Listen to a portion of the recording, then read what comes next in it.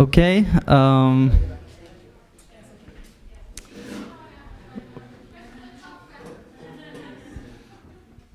We're trying to gradually start up again with this final wrap-up conversation. Where hopefully everyone who has been speaking over the last or the course of the day and yesterday wants to participate up here. This part will be moderated by Asbjørn Grønstad. He's a film scholar and professor of visual culture in the Department of Information Science and Media Studies here at the University of Bergen. He is also the founding director of Nomadicon, the Bergen Center for Visual Culture. And also, together with Eivind Vågnes, runs the journal Ekfrasis, Nordic Journal of Visual Culture.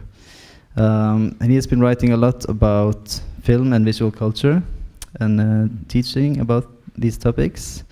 So we invited Asbjørn to moderate this conversation and maybe come with some reflections on his own as well. So we are altogether 9 in this panel, so it's a bit of a task that we have given you, Asbjørn, to try to make this into a... But I think it's nice if we can gather everyone and also open up for the audience. If there are some questions that have been burning during the course of the day, this is the chance also to get back to some of what has been said earlier. So please come forward, everyone, and I'll give it up to Asbjørn. Sound on, yeah.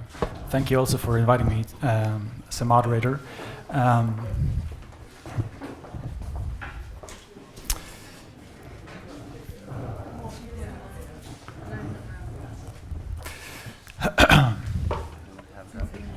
So please share.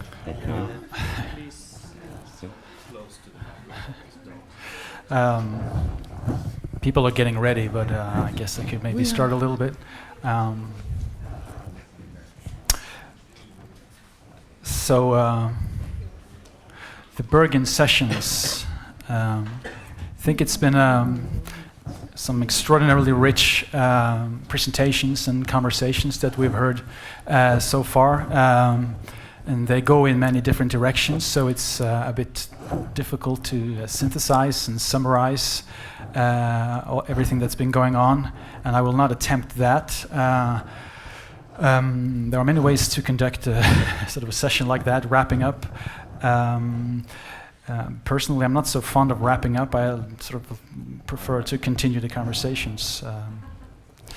But I think I'll try to flag up a couple of issues that have interested me and that might be of a somewhat general nature, perhaps, and then you can sort of give your responses or comments to that. And one such question would then inevitably, I guess, or perhaps predictably, be the question and the notion of representation that has come up both in terms of aesthetics and in terms of politics. And I think the Bergen session has been exemplary in how thoroughly and how seriously it has sort of wedded these two concepts that are not always so easily intertwinable. I think. I mean, there's often a tendency for either the artistic side or the political, social side to dominate the conversation. But I think these sessions have been very, very good at finding that right balance between them, and perhaps also combining these perspectives into a whole, so to speak. So. Eric Butler talked yesterday about the struggle finding a visual language for Abkhazia and for the situation there. And that is sort of a foundational representational question, I guess, and it tallies very well, or it goes very well together, I guess, with the the representational problems on a political level for Abkhazia. So that's one domain that we could perhaps try to summarize or maybe develop further, depending on your instincts. And the second one that would also be interesting throwing out is actually one that came up in Lina's presentation about the impossibility of operating as an artist outside of these structures or these frameworks, be they economic or political or institutional. And my immediate sort of almost intuitive response to your talk or to your statement there was, does it matter? When you think about it, it's impossible to relinquish your position, regardless of what that position might be. It's just a matter of degrees of affiliation toward a political body or institutional body. So there is, of course, it's impossible to be completely free of all those relations that control you to some extent. But does it really matter? I think that's the question that I would like to hear more about. In terms of logistics there, I'm not sure if we should sort of have each one respond, or whether somebody want to be the first or whatever. It might be, I don't know if we're going to go for anarchy or for sort of very social democratic sort of structure here, but if anyone feels that he or she wants to sort of begin to engage with a couple of these questions, maybe that could be a way, and then we'll just play it by ear from there on, maybe, if that sounds okay.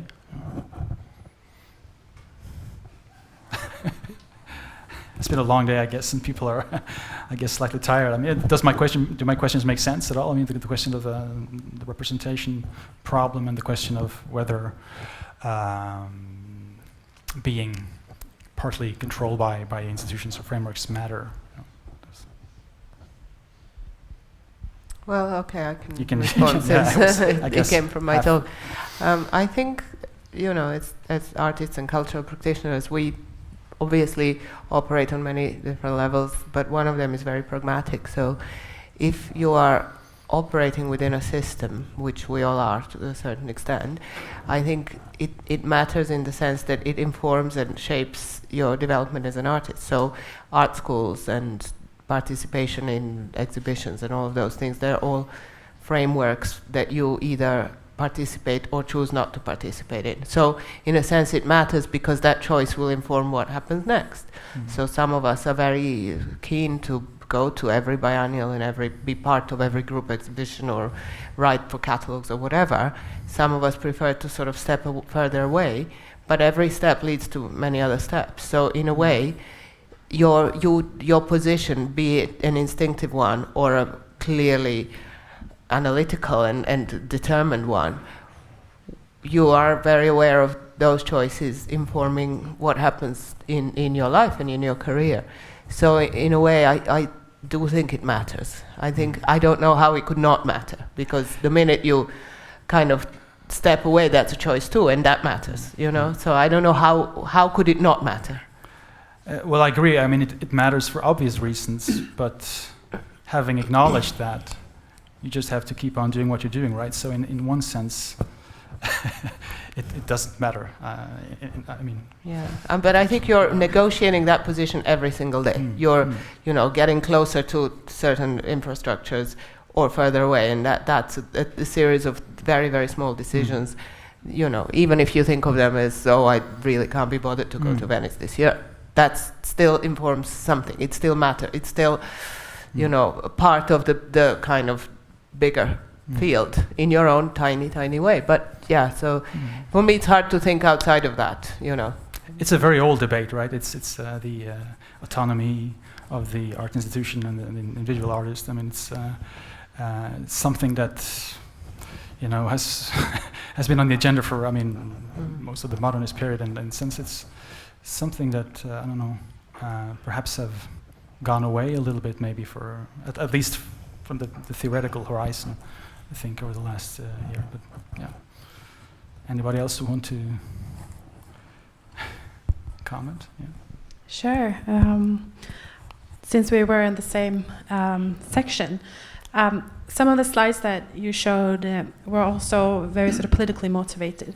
So sure, it's, as I see it, the artists, especially the both with the posters and also the ones sort of objecting to the existing institutions, it's also part of a protest movement within a particular political regime. Mm-hmm. And in relation to what we've been discussing of Abkhazia and the kinds of political transformations, and in relation to political institutions, which we tend to see as very static. I mean, just the definition of a political institution is institutionalized, right? So it's very, very difficult to change. But if we just try to bring our two talks a little bit closer to each other, what these artists, whether they in the future can be present in Abkhazia or what we see in Georgia, it's really a part of a civil society that provides a space where there is space for some sort of political motivation or mobilization and a motivation to alter these institutions, even by not participating in them, but they're still criticizing them. And I think that's probably one of the sort of most important political aspects where artists and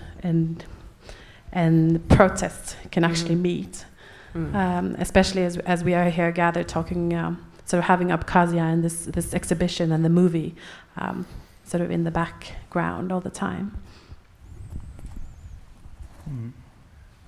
Yes. I'll speak as I'm not an artist in this sense, but about Nina's point. You know, there is a debate about the hegemony of liberal capitalism in terms of its way of thinking, its discourse, its kind of its way of analyzing incentives, opportunities, costs, and benefits for certain positions are kind of taking over every aspect of our life.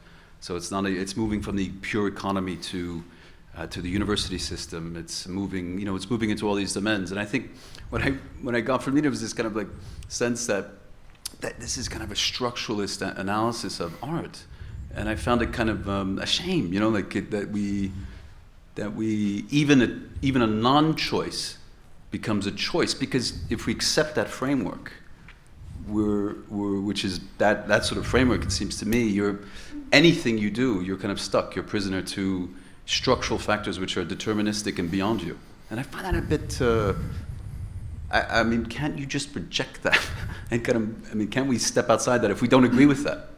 I'm just, you know, it seems to me that there's got to be an option there where we don't have to. Where even a non-choice is not a choice in this kind of deterministic sense, you know? Sure. Isn't it empowering? For me, on the other hand, it's empowering. That within that system in which everything you do is a choice, you then have that choice. You know, you can do things. It's like a question of agency. To me, it's actually, that view is empowering. I'm not saying everything you do, whatever you do, it doesn't really matter at the end of the day. I'm saying there's a whole range of possibilities within which everything you do is a very clearly informed choice. And with that choice, you can do something. That's maybe like going one step further. I don't know. Sure. Anybody else who wants to pick up on that?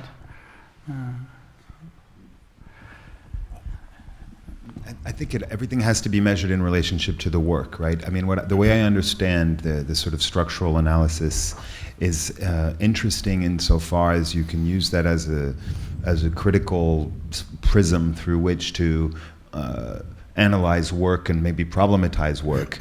And maybe the answer is that the structure within which the work was produced does not affect the work, or perhaps it does.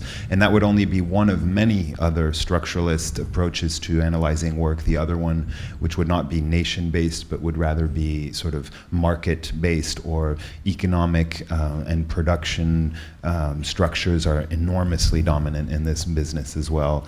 But it's only interesting to me because either it becomes like a form of paralysis, sort of there is no, should I participate or should I not participate? And then you sort of analyze the pros and the cons of the repercussions of the symbolics of participating in this event or in that event.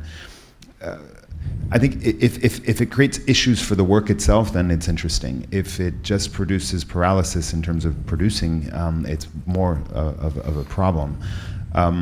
But what I wanted to say is that I think I always think of a link in between the figure of the artist and the figure of the pirate, in the sense that it's so difficult to be involved in a form of production that is, that can be completely detached from any usefulness and any necessity, that producing work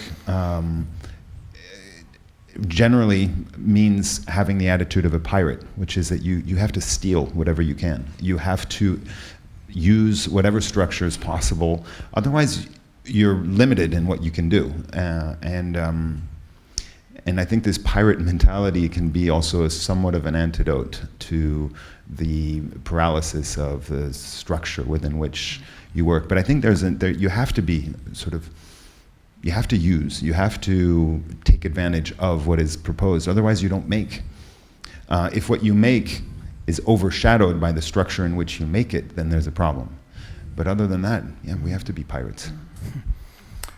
There's also the question, I think, when your work or your sort of situation is determined to a larger or lesser degree by institutions, that could also foster resistance and creativity, right? I mean, there are many examples of that throughout the 20th century. I mean, both from the popular culture spectrum to the artistic spectrum, from Hollywood in the 30s, working under the Hays Code, finding alternative ways of representing sexuality, for instance, and you find it in Russian artists under Stalin and so forth, and that whole regime. You find that the pressures from external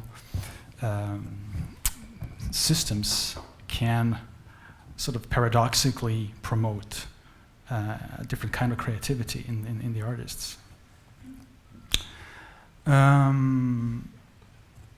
There's also one question I could completely shift over to the more political side again, and the question that has been discussed at such length over these sessions, the state and the sovereign state and the legitimacy of states. And I was thinking, at the present moment, where you have cases of undeclared wars and governments often representing the interests of multinational capital, are states really sovereign in that sense when sort of the neoliberalist regime has sort of colonized statehood in a sense? So can we really, in sort of a practical terms, talk about even sovereign states being sovereign in that regard?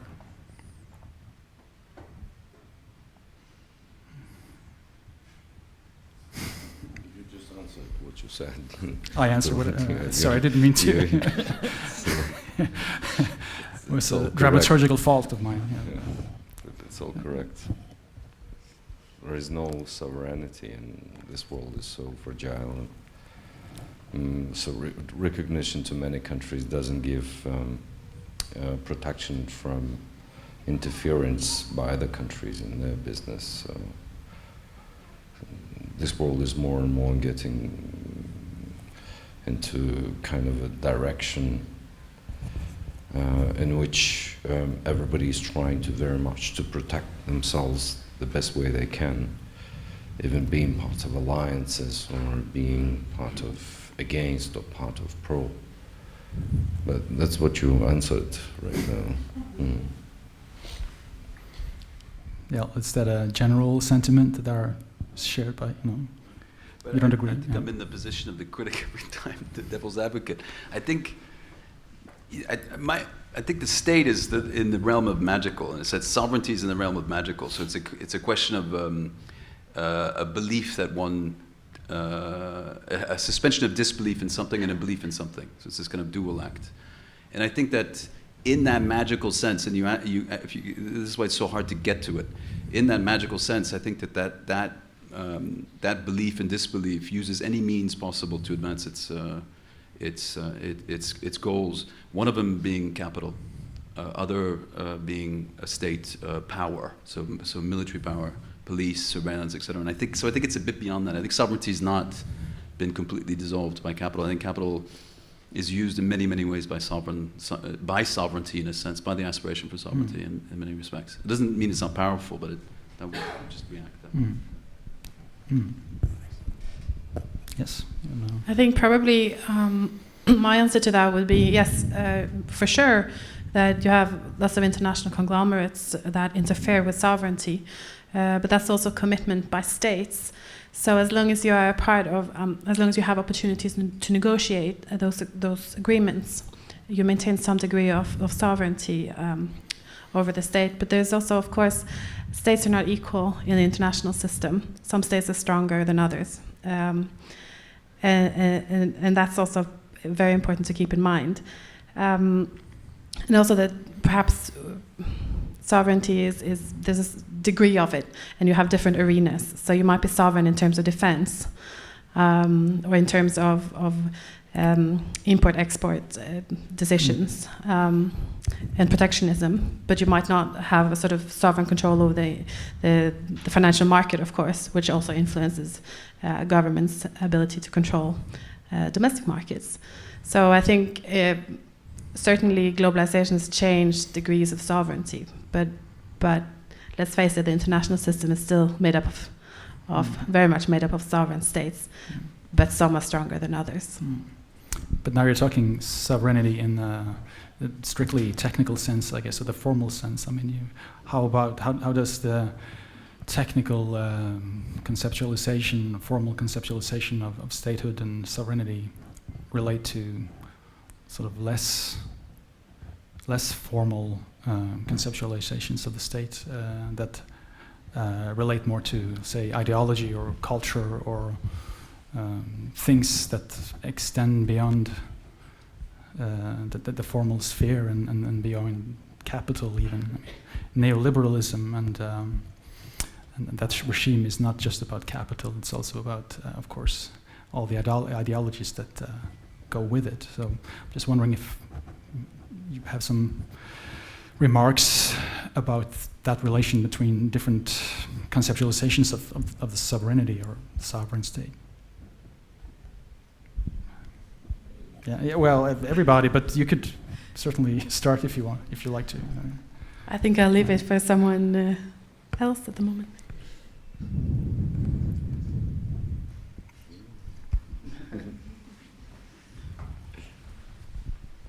Okay, no buyers. Well, I can, from my perspective, formality.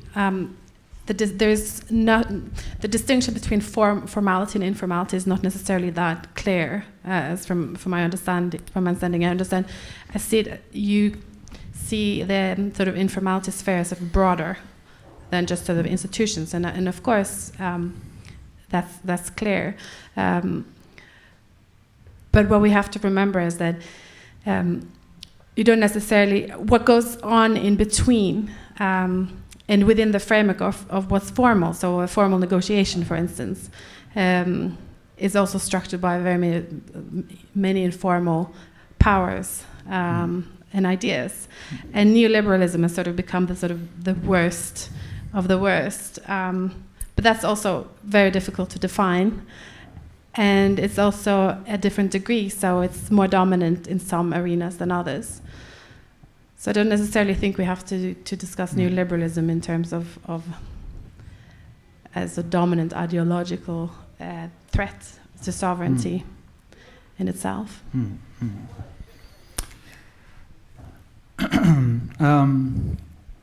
I guess I'm switching a little bit back and forth between the sort of the aesthetics and the political issues,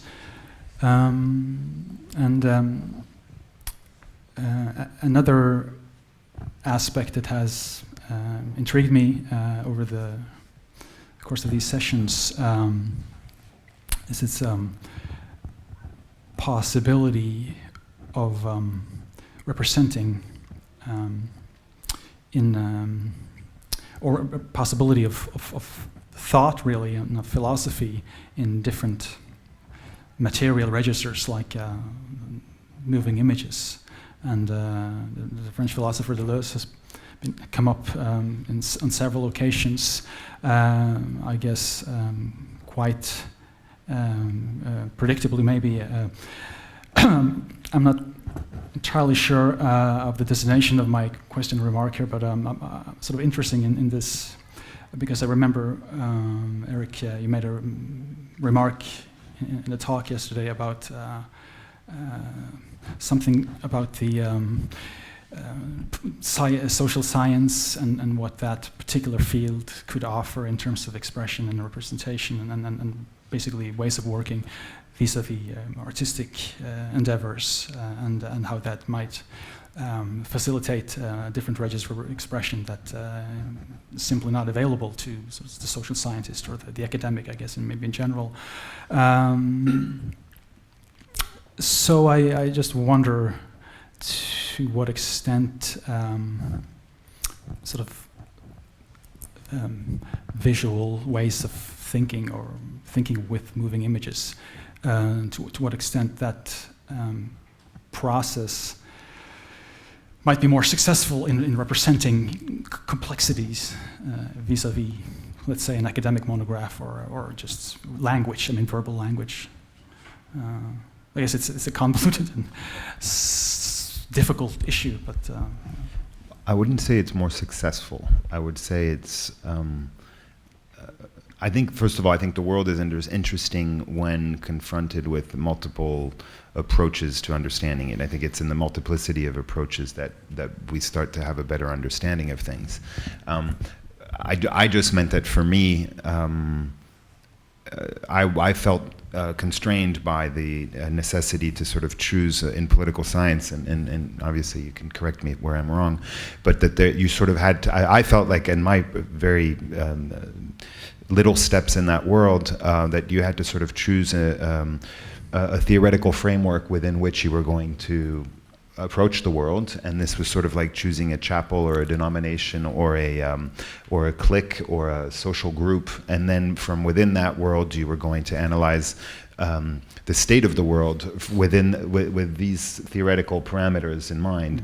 And that I felt like if I could have access to the same problems but with no rules, then it would be, I would feel more possibilities of using different parts of the body too, because there's the brain that's at work on a lot of these things. But yesterday when we were talking about editing the film, obviously there's a lot of it that is sort of structured theoretically, and then there's a lot of it that is absolutely sensual. In other words, like there's a feeling that you get when you have 15 hours of images and you're hearing 6 hours of Max's voice, and then there's sort of associative processes that happen that are not articulated intellectually, they're just felt.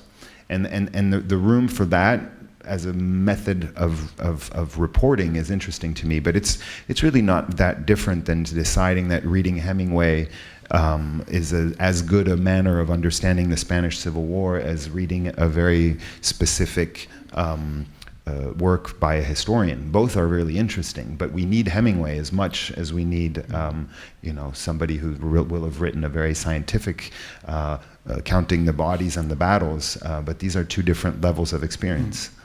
Yeah, so they're complementary expressions, I guess you could say.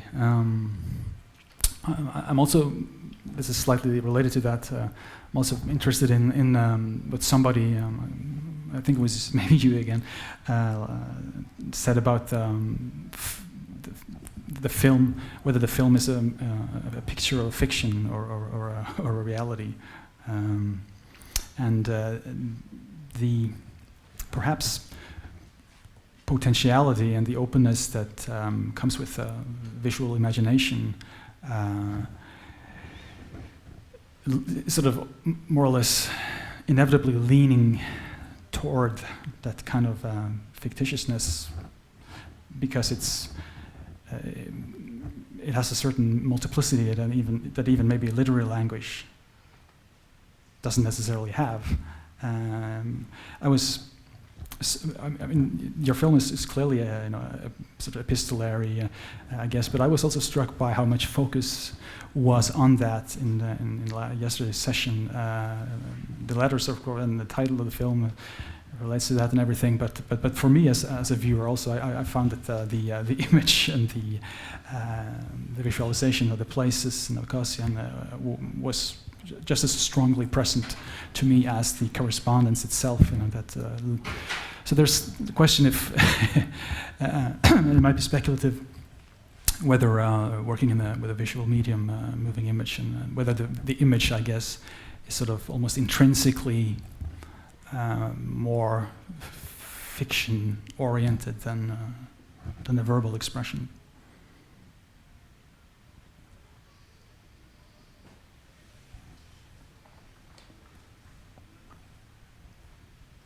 What's the very overused expression? A picture's worth 1,000 words. Right? No, I would say that I think the categories that I think are interesting in thinking about all this is not necessarily the distinction between fiction and document, but rather between narrative and something that we could call the real. And I think there's many questions. Like some people have asked me, does Max exist? Or is Abkhazia a real place, or is it not a real place? I think it's possible that you could say that regardless of the degrees of fiction within the work, what matters is that the work is only interesting in its relationship to what is real. In other words, the only definition of art that I'm remotely interested in is Robert Filiou's idea that art is what makes life more interesting than art. In other words, art as a form of mediation between experience and something that we could call the real. So it's not the artwork that's interesting, it's the relationship between art and reality that is the place that I'm interested in. About this work, but the way was shown, what was the name of this artwork? Anti-Memorial.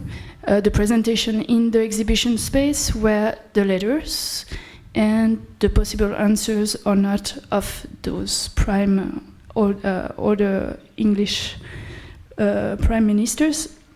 And I had the feeling that you tried out something in this project that you didn't before, is that you kind of joined this kind of conceptual gesture that you had through these letters writing to people with the film. But then the letters we see downstairs have a different, they kind of get more fetishized that they are in the film compared to the other project where the letters were just the only sign we have of the process of the artwork that you presented. And here the letters, they have marks in the films and then you show them. So you tried something out that kind of mix a kind of conceptual work that is present in your thinking, but also playing with fiction and reality in your films. And maybe I'd be curious to know what you think, how it works, how you are contented with this experimentation, maybe. Just to make sure I understand, when you said the letter is more fetishized here because there's a real letter underneath a piece of glass downstairs? There's something kind of, I don't know, there's something kind of strange because it's not like this other artwork where the letters is the artwork. It's the letters that tells the story.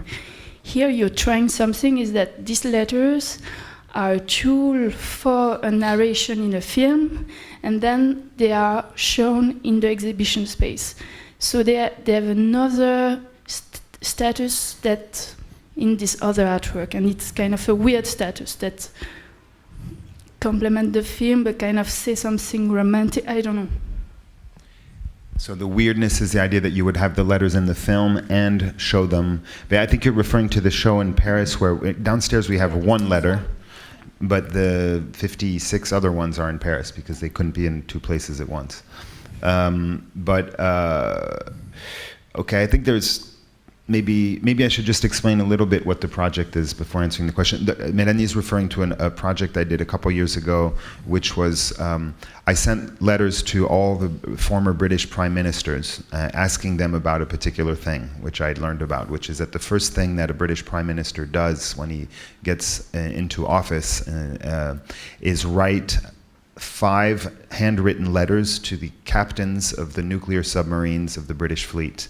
And these are called letters of last resort, and they provide the instructions on how to behave in the event that England has been destroyed completely in a nuclear exchange. In other words, if London is no longer able to give an explicit order to the submarine captains, there's no more sovereignty, so to speak. The submarines are without leadership, and there's no more chain of command. So these letters are supposed to provide the instructions on what to do. The letters are secret, they're sealed, they're kept inside a safe that is put inside another safe inside of the submarines. And when the prime ministers leave office, they are destroyed unopened and replaced by the letters of the next prime minister. And it's a really interesting thing because it flies in the face of the fundamental theory of nuclear deterrence, which is that if you bomb me, I bomb you. It's an automatic response. And that's what the whole premise of the Cold War was based on, which is a doctrine called mutually assured destruction, which means that if you destroy me, there is no question that you will be destroyed by me, even if I am already dead. And that's why we didn't have a nuclear exchange, because it is mutual suicide. So why introduce this element of doubt, which is a handwritten letter by a prime minister, the content of which is not known? Because it introduces an element of doubt, because it introduces the remote possibility that the prime minister would say, listen, Captain, we're all dead. There's really no sense in killing another 20 million Russians. Why don't you just take your submarine and go somewhere in New Zealand and repopulate, a small island with your descendants? It creates an element of doubt, which I think is interesting. And so I asked all living prime ministers to tell me what they had written in the letters.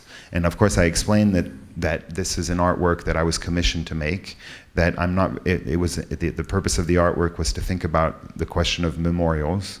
And then I observed that in France we're very good at building memorials. In all villages in France have a memorial to the wars. So it's usually a 4-faced memorial where we put the names of the people who were killed during the First World War, the Second World War, the war in Indochina, and the war in Algeria. And these monuments are essentially in every single village, so there's thousands of them in France. And ostensibly a war memorial is intended to commemorate a war, but also ostensibly is intended to help us remember the sufferings of war in order to prevent us from committing further wars. And obviously the memorial system doesn't work very well because we are very good at continuing at doing wars.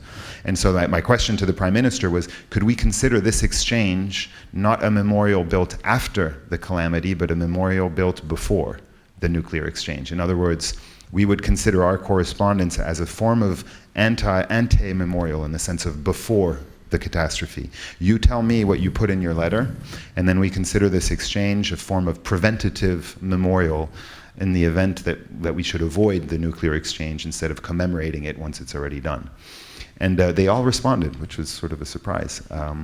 Margaret Thatcher wrote a very thoughtful line in which she said, through the voice of her secretary, I imagine, that whereof we shall not speak, that whereof we do not know, that whereof we shall not speak, which was a citation of Wittgenstein, which I said, Maggie, congratulations. Then who do we have after? We have Gordon Brown? No, sorry, Major, John Major, thank you, who sent a beautiful letter saying, even in the name of art, I'm sure you'll understand that I cannot reveal the content of my letter. And then we had Tony Blair, who's sent an email saying, I think this is a question for the Department of Defense. And then we had Gordon Brown, who sent a postcard from Parliament saying, thank you for your letter. And then we had no response from David Cameron because he was still in office, so his letters are still out there. But in this case, Mélanie, the work is the work, because the work is an anti-memorial proposition. So then your question is, why show my letters to Max if I'm showing the film? And this, I understand, is sort of not something that artists would necessarily do, but I'm a huge believer in, how do you say biggie? How do you say stuttering? Stuttering, yes. There's another thing. I can't finish films. My films always stutter. They always have 5 different endings. And some people will watch the films when I'm still making them and say, why do you have 3 endings? I say, because there's no one ending that functions in this case. There's no, and this film, Letters to Max, it literally has at least 3 endings. A producer, if I worked with a producer, would tell me, choose one and kill the other 2. But I think there's a virtue to not being able to finish something, and I also think there's a virtue in not proposing a definitive form in something. And I think in showing all of the letters that arrive to Max in one go in the space in Paris and in the form of a book that the Kunsthall published here, it's a different object than the film. First of all, Max does not respond, but you see all of the letters in the way that it creates a different one-sided narrative, but it's a different proposition than the film. In the film, there's only about 30 out of the 74 letters, and we have mostly Max responding. And then there's the images.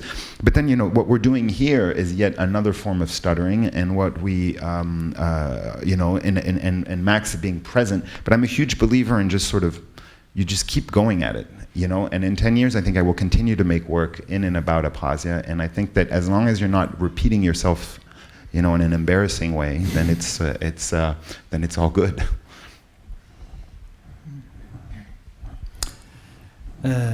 Yes. Anybody who wants to have comments?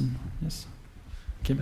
I don't know. Perhaps we're all getting too tired to speak, but the topic of memory is central to the film. And it made me think of just commenting on this perhaps, or perhaps to return to your first question regarding political representation and aesthetic representation. And in a sense, we took it for granted somehow that the connection between these two was obvious, and for me it's not very obvious at all. For me it's like it's not at all obvious where the point of articulation is between political representation and aesthetic representation. But one such point could be in the notion of memory and the memorial. And so it struck me now when you talked about this anti-memorial project that this is something that you discuss in the film. And we also talked, I think perhaps Max talked about this, or Leon, about the fact that presently several memorials are popping up in Abkhazia over the war and so on. So I wonder perhaps we could see these as somehow opposed models of thinking representation, these war memorials and the work of representation that you're engaged in the film. I don't know. Want to respond to? Hoping somebody else would. There's a lot of. What's that? I was hoping somebody else would.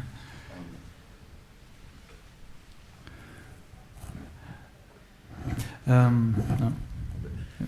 I do think the question of memorials is really central into all of this discussion. I think I couldn't help but feel when in noticing that for the 20th anniversary of the end of the war, memorials were popping up, and a lot of these memorials, and I don't mean to offend anybody, are very sort of retrograde. They sort of remind me of sort of Soviet era glorification of fighting, of martyrs, and it seems to me that it participates in this sort of I don't know that it's really about respect. I think there is a question that memorials should be about respecting those who have fallen for the nation. I think that there's one idea there.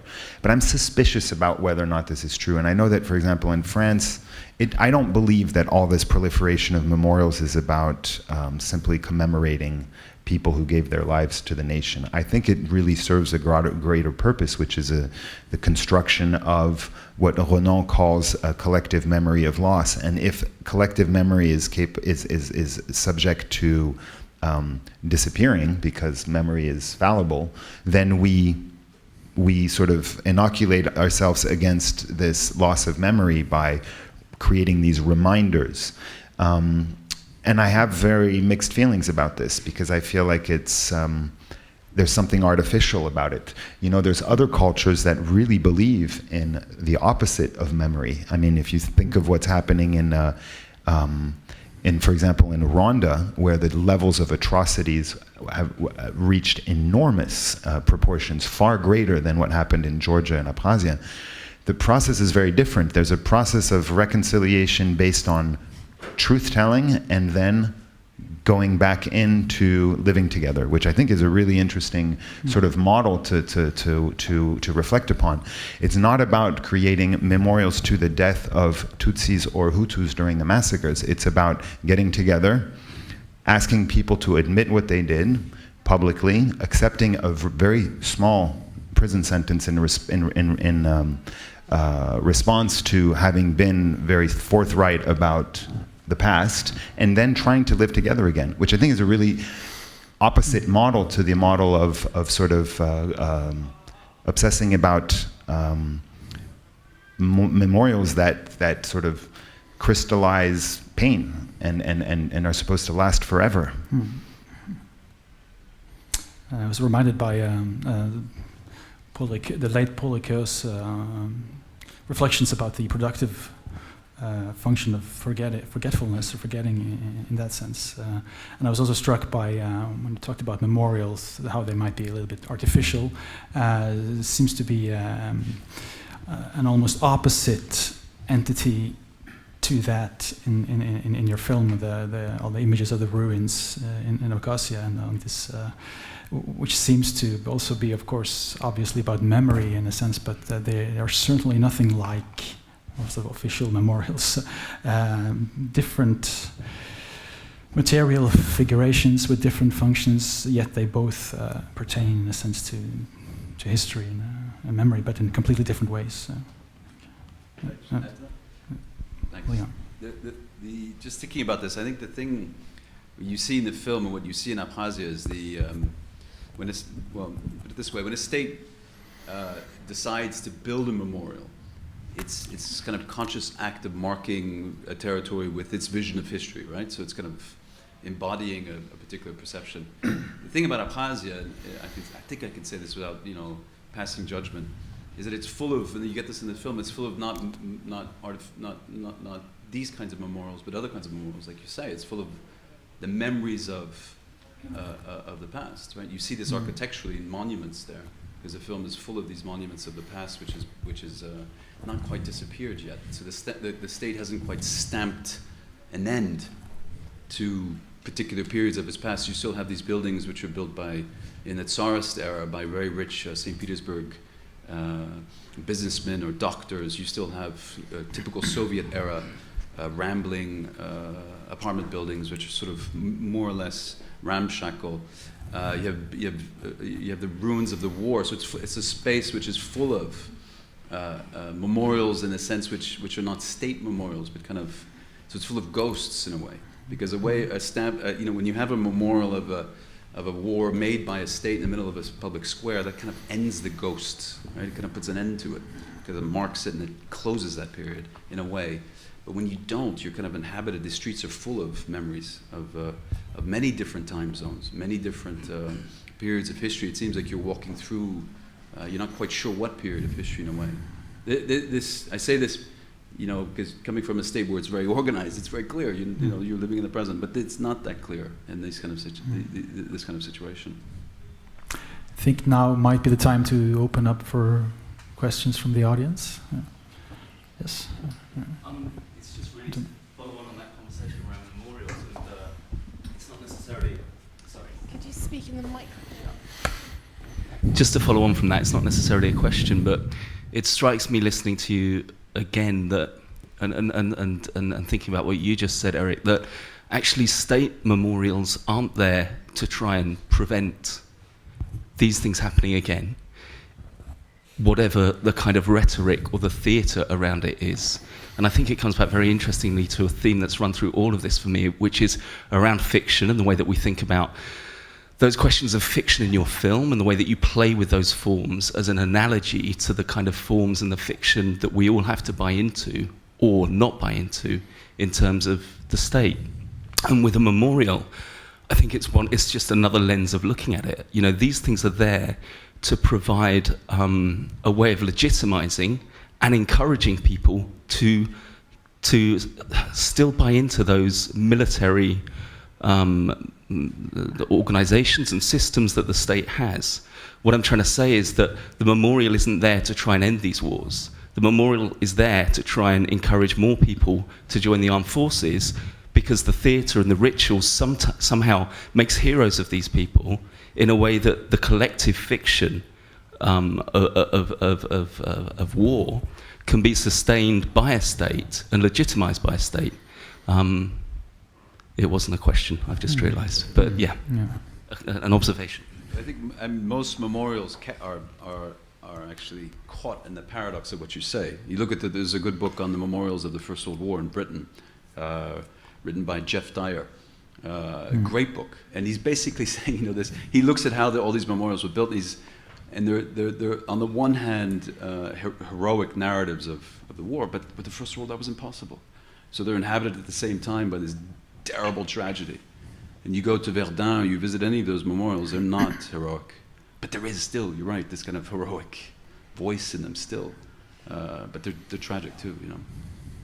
Memorials are interesting. Any other questions and follow-ups or new themes that you feel haven't been properly addressed? It's that time of Saturday, late Saturday afternoon, I guess. Yeah. Okay, I think we'll do that then. People are getting exhausted, I guess. So, thank you everybody for your participation, and thank you the audience for listening.